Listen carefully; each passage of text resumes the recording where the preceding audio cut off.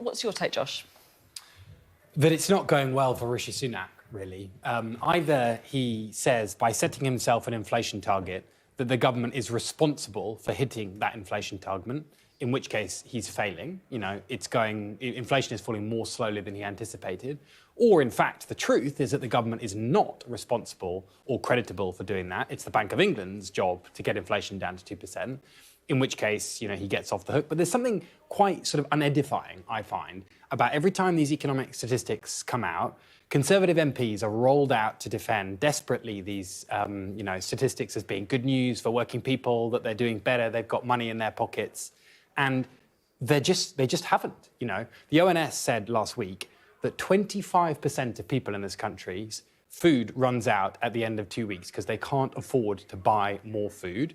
That is the reality of what's going on in this country. This quibble over a 0.2% inflation target difference is completely besides the point. Lord Rose wasn't that impressed by Labour's plans on employment rights, though, was it? He's worried that, you know, if you bring in things like, you know, maternity and parental pay from day one, sick leaves from day one, then that's going to hit businesses at a time when, you know, the economy is quite vulnerable still. Well, what he said was actually quite measured, I thought. He said that Labour need to be careful and cautious and prudent as they introduce that legislation. And that's exactly what Labour have said. He said it might be a retrograde step, is what he said. Might. And I think that, you know, what's interesting is that he didn't say, I oppose those new rights for workers. He didn't say that, and he could have said that. And that's, you know, that's not accidental for somebody like him. And I think it is important that Labour bring business along on the journey of introducing these rights. But I think the idea that workers' rights and businesses doing well, thriving and making profit are somehow in opposition to each other is not right. What do you make of Labour's position on all this, Josh? Well, before talking about Labour's position, it is important to underscore what a complete shambles this continues to be. I mean, everybody knows that MPs can sit very late into the night to get something done when the government wants to get it done, and they've chosen not to do that. The question why, the only answer to that question is that somehow Rishi Sunak is frightened of the final moment when this thing either passes or doesn't pass. And, you know, at the end of the day, that fundamentally tells you that he is too weak to stare down his backbenchers, to stare down the Lords and to pass this piece of legislation.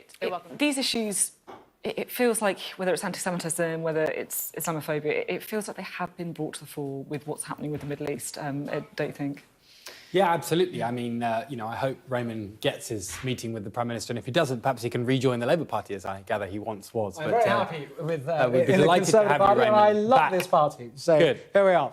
But, you know, I think it's a real question. I think what you've seen from Labour is, you know, it's dealt with lots of challenges in navigating these complexities which are in our society. But it's managed to hold a united government together. You know, Shabana Mahmood, the most senior Muslim woman in the Labour Party, is a member of a cabinet that is actually a shadow cabinet that has actually kept a consistent position on Israel. Although there has been a lot of anger towards Labour, hasn't there, from certain sections of the population that they haven't been strong enough in advocating. There has, and that's real. It's out there in the country. You know, it would be odd if there weren't that anger represented inside the Labour Party, given that it's out there in the country. But I think what matters is, you know, a shadow cabinet that's trying to be a government. Can it maintain the unity, the consistent position, you know, the shared evolution of the position that you've seen from the United States, President Biden, from the government itself? And actually, that's exactly what Keir Starmer has managed to do. So I think that, you know, when conflict is represented inside a party that's out there in the country, that is the job of a party. The key question is, can it maintain a shared, consistent, clear position? Thanks both very much indeed.